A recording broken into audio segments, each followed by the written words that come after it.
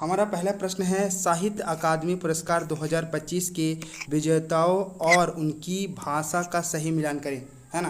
ये आपको पता होना चाहिए। पहली है ममता कालिया, है ना। पहली है ममता कालिया। ममता कालिया की भाषा कौन सी है? इनकी भाषा क्या है? हिंदी है और संस्मरण है, वैसे देखा जाए विधा संस्मरण है।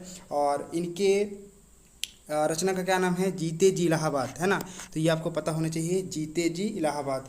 इसके बाद है नवतेज सरना, है ना। तो नवतेज सरना की कौन सी रचना है, ये भी आपको पता होना चाहिए। इनका जो उपन्यास है वो अंग्रेजी में है ना। तो याद रखना, नवतेज सरना का जो उपन्यास है वो अंग्रेजी में है ना। इनके उपन्यास का क्या नाम है? क्रिम्सन स्प्रिंग, है ना। क्रिम्सन स्प्रिंग, ये आपको पता होना चाहिए, तभी आप आंसर सही कर सकते हो। तो इनको अवार्ड मिला है ना। ममता कालिया को मिला है, नवतेज सरना को मिला है, एन प्रभाकरन, है ना। एन प्रभाकरन को भी मिला है। तो इनकी रचना क्या है? एन प्रभाकरन की रचना क्या है? मलयालम, है ना। तो भाषा कौन सी है? मलयालम है। तो एन प्रभाकरन की रचना जो है वो मलयालम में है। और ये उपन्यास है, क्या नाम है उपन्यास का, ये भी पता होना चाहिए, माया मनुष्यर, है ना। माया मनुष्यर इनकी रचना का नाम है, ठीक है। इसके बाद हैं लास्ट प्रकाश भट्टाराई, है ना। तो कौन है लास्ट में? प्रकाश भट्टाराई। इनकी रचना क्या है, ये भी आपको पता होना चाहिए। प्रकाश भट्टाराई की रचना है नेपाली में और वो है निबंध, है ना। यही तो बचता है। तो ये दोस्तों आपको पता होना चाहिए। इसके साथ इसका जो आंसर होगा वो आप कमेंट करके बताना इसका आंसर क्या होगा। लेकिन मैं फिर से बता देता हूँ, इसका जो आंसर है आप देख सकते हो, पहले का सी।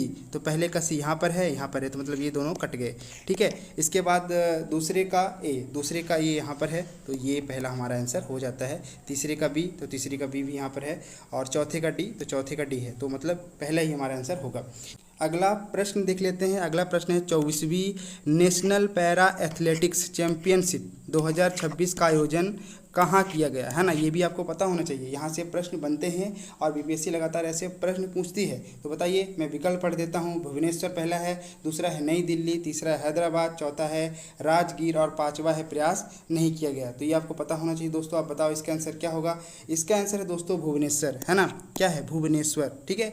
तो ये आपको पता होना चाहिए कि 24वीं नेशनल पैरा एथलेटिक्स चैंपियनशिप 2026 का आयोजन कहाँ हुआ था? भुवनेश्वर में हुआ था। इसके साथ आपको ये भी पता होना चाहिए कि हरियाणा का बहुत ही ज़बरदस्त प्रदर्शन रहा है। हरियाणा ने 95 पदकों के साथ ओवरऑल चैंपियनशिप जीत ली है ना। कहाँ हुआ था ये भी आपको पता चल गया, और साथ में इससे संबंधित कुछ और महत्वपूर्ण चीज़ें आपने देख ली है। चलिए अगला देखते हैं। अगला प्रश्न क्या है?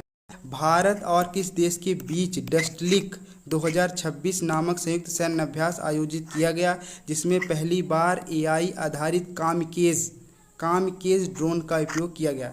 आपको ये भी पता होगा कि बीपीएससी ऐसे प्रश्न पूछती है, जो युद्ध अभ्यास है वहाँ से एक या दो लगभग प्रश्न पूछती है। तो दोस्तों ये आपको पता होना चाहिए। इसके आंसर क्या होगा आप बताओ। मैं इसके विकल्प पढ़ता हूँ। पहला है किर्गिस्तान, दूसरा है कजाकिस्तान, तीसरा है उज्बेकिस्तान और चौथा है तजाकिस्तान और पांचवा है दोस्तों यहाँ पर प्रयास नहीं किया गया। आप इसका आंसर बताओ, इसका आंसर क्या हो सकता है? इसका आंसर है उज्बेकिस्तान, है ना। ये आपको पता होना चाहिए कि भारत और उज्बेकिस्तान के बीच ही डस्टलिक, है ना, दस्तलिक भी इसको पढ़ सकते हैं, या डस्टलिक संयुक्त सैन्य अभ्यास यहाँ पर होता है।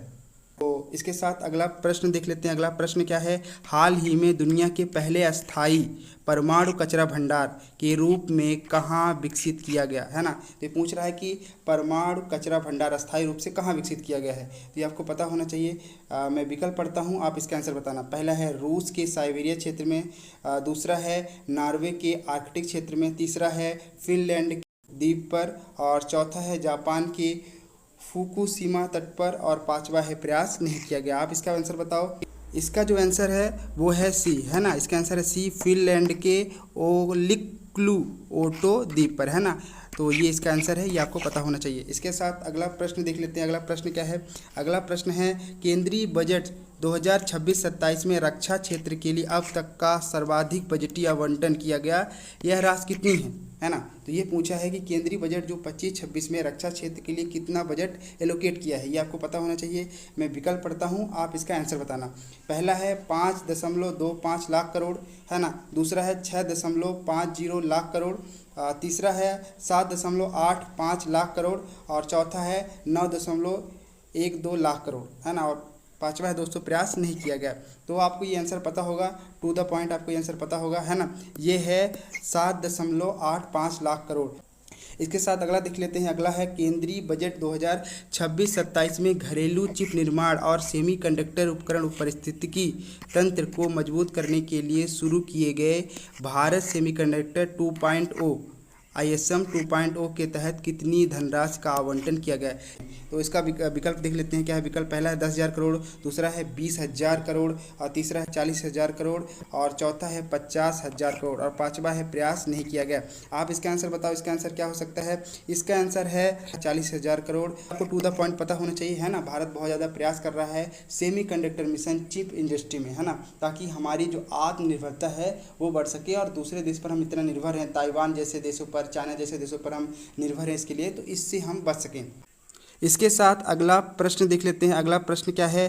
The golden road how ancient India transferred the world नामक पुस्तक किसने लिखी, जिसके लिए उन्हें मार्क लिंटन इतिहास पुरस्कार 2026 प्रदान किया गया। आप बताओ इसका आंसर क्या हो सकता है। ऐसे क्वेश्चन बीपीएससी पूछती रहती है और उन्होंने पूछा भी है ऐसे प्रश्नों को।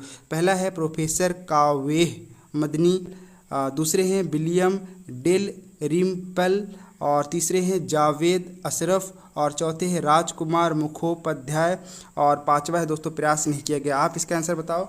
लगभग आपको इसका आंसर पता होगा। इसका आंसर है दोस्तों, है ना, विलियम डेल रिम्पल, है ना, ये आपको पता होना चाहिए। विलियम डेल रिम्पल की वो किताब है द गोल्डन रोड, ठीक है ना। इस पुस्तक में क्या लिखा है, किस बात पर ये पुस्तक है, ये भी आपको जान लेना चाहिए।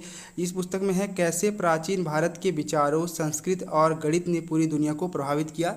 लगभग ऐसी ही विचारों पर ये पुस्तक लिखी गई है।